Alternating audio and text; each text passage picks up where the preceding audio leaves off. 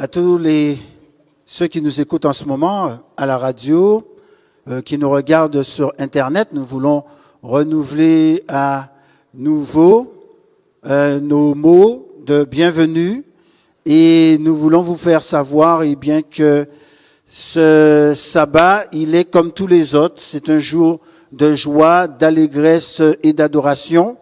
Et donc, nous vous saluons fraternellement en Jésus-Christ, que vous soyez à la Martinique ou à travers les Antilles et la Guyane française, en France ou ailleurs. Sachez une chose, c'est que Dieu nous aime et qu'il prend soin de nous. Nous avons avec nous ce matin le docteur Canor, Marc Canor, qui me rejoint à l'instant, parce que, comme vous le savez, depuis l'annonce qui a été faite par le gouvernement français et des dispositions qui ont été prises en ce qui concerne la crise sanitaire, les églises à la Martinique adventistes sont fermées. Il y a un certain nombre de précautions, de dispositions que vous devez prendre. Parfois, il n'est pas toujours facile pour certaines personnes de comprendre exactement ce qui se passe. C'est pour ça que nous sommes heureux, docteur, que tu sois avec nous pour pouvoir nous éclairer un petit peu et que ainsi tous nos frères et sœurs, tous nos amis, tous ceux qui nous écoutent, tous ceux qui nous voient puissent comprendre exactement qu'est-ce qui se passe. Alors, pourquoi tout d'abord nous prenons une telle disposition qui est exceptionnelle de demander à nos frères et sœurs de rester chez eux, et c'est important qu'ils le fassent, qu'ils ne puissent pas se trouver dans les églises avec un certain nombre de groupes de personnes.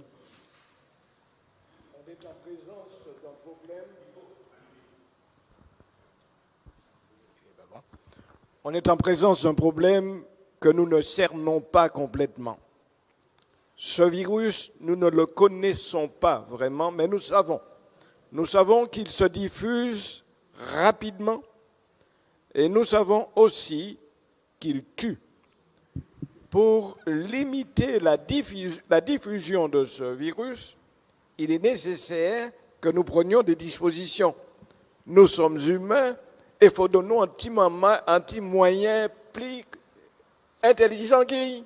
Nous allons faire de telle sorte que nous échappions à sa virulence en essayant d'être plus sages. Absolument. Alors, le temps d'incubation de ce virus, semble-t-il, est de 14 jours. Donc, ça veut dire qu'il y a pendant au moins 14 jours, très probablement, on sera en quatorzaine, comme on l'appelle, d'accord? Maintenant, la Bible parle de quarantaine. C'est un principe biblique.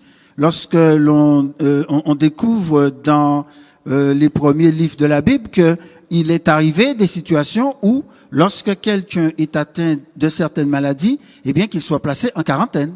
C'était le moyen essentiel que Moïse enseignait de la part de Dieu. Lorsqu'il y a une maladie contagieuse qui est détectée, l'individu qui était atteint de cette maladie était mis en quarantaine pour éviter qu'il ne transmette son mal à d'autres. D'accord. Donc, en fin de compte, c'était déjà des recommandations qui sont dans la Bible, et lorsque l'on applique ce genre de recommandations, on peut, je vais dire déjà premièrement, protéger d'autres personnes et faire en sorte que cela ne puisse pas se propager. Limiter la diffusion par la mise en quarantaine de celui qui est atteint de la maladie. D'accord. Alors, peut-être soulève un petit peu plus ton micro. Alors, maintenant, parfois, certaines personnes ne comprennent pas toujours très bien certaines dispositions.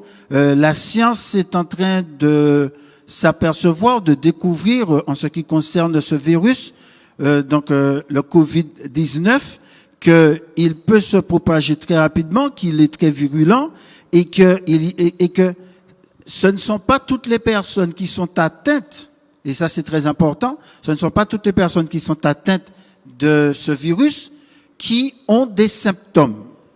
Donc il y a des catégories de personnes, lorsqu'elles vont être atteintes du virus, il y a des symptômes qui vont se déclarer. D'abord, quels sont les symptômes? Bien, les symptômes sont très variés. Ça peut être tout simplement une fièvre, la toux, des douleurs et une gêne respiratoire importante. D'accord. Alors, tout le monde n'est pas obligé d'avoir tous les symptômes. Mais il est évident, mais surtout, ce que tu as déjà fait remarquer, lorsque les individus sont atteints, il y en aura qui seront porteurs de certains signes et certains ne montreront aucun signe. On parle de porteurs sains. D'accord. Donc les porteurs sains, ils n'ont absolument aucun signe, ils ne ressentent rien, donc ils peuvent totalement ignorer qu'en fait, ils sont porteurs du virus. Ils peuvent être dans la foule, transmettre le virus sans que eux, ils aient des signes extérieurs. D'accord. Alors ces personnes-là, en général, sont qui dans le groupe de la population?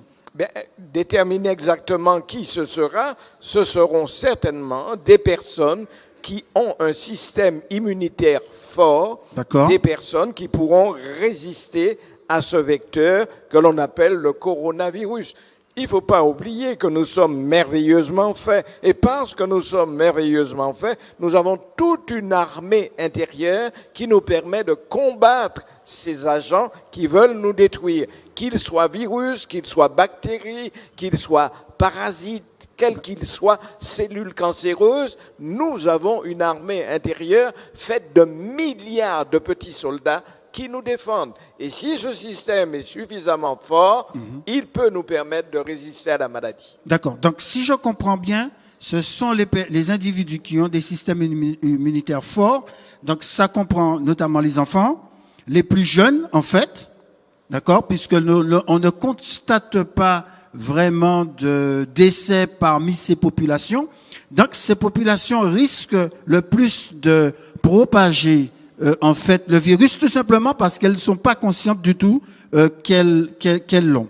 Et c'est la raison pour laquelle que le gouvernement français, mais c'est également le cas dans un certain nombre de pays, a pris la décision de fermer toutes les institutions scolaires depuis les crèches jusqu'aux universités, parce que toute cette population, évidemment, qui se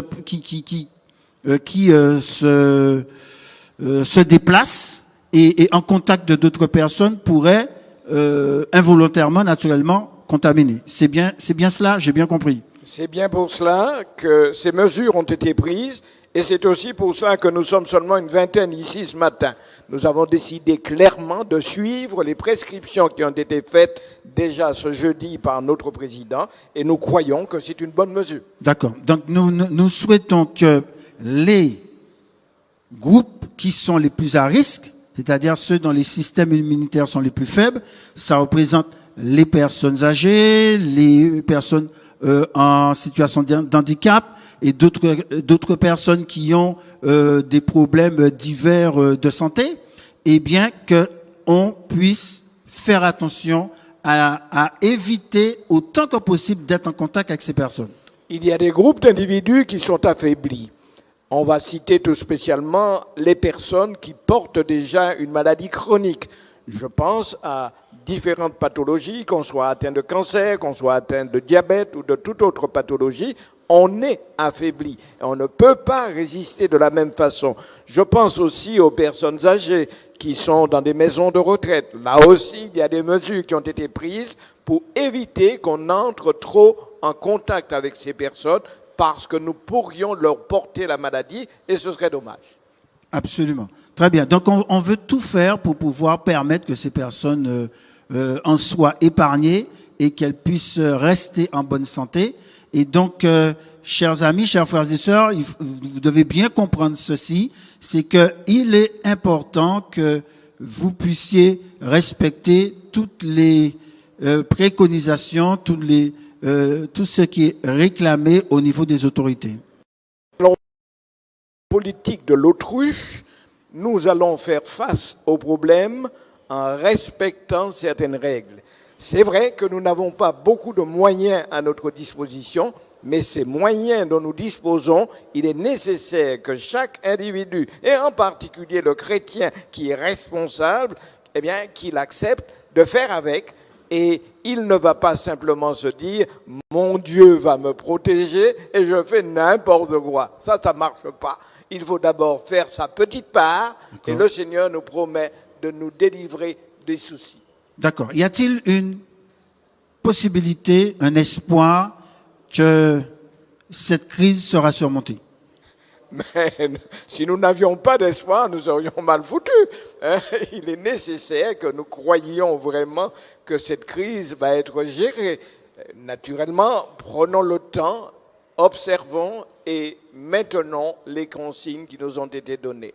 D'accord, très bien. Merci beaucoup pour ces conseils et nous vous invitons à les suivre et à profiter en fait certainement de ce temps pour être en famille, pour avoir l'occasion de méditer sur la parole de Dieu, peut-être pour s'oxygéner, profiter de la nature durant la journée du sabbat. Et surtout, téléphoner, appeler, rester en contact les uns avec les autres, encouragez-les, assurez-vous de leur bien-être et tentez de savoir dans quelles conditions ils sont. Il y a beaucoup de moyens aujourd'hui de communication, FaceTime, et j'en passe, par lesquels nous pouvons être en contact avec tout un certain nombre de personnes. Alors, ça va être un peu contraignant pendant quelques temps. Et donc, jusqu'à ce que, si j'ose dire, le pic, comme on l'appelle, de l'épidémie soit passé, oui. Eh bien, on va attendre sagement. Effectivement, on est un peu limité dans sa liberté. Et l'individu n'aime pas se sentir contraint de faire quelque chose. Mais nous sommes suffisamment sages et nous accepterons de faire avec pour que cette période soit jugulée. Très bien. Eh bien, nous allons nous poursuivre avec à nouveau un chant, une période où, chers amis, eh bien, il y aura un message tout à l'heure. Et restez à notre écoute, restez sur le site où vous vous trouvez pour que dans quelques instants, eh bien, nous puissions avoir un moment d'adoration à notre Dieu. Excellent.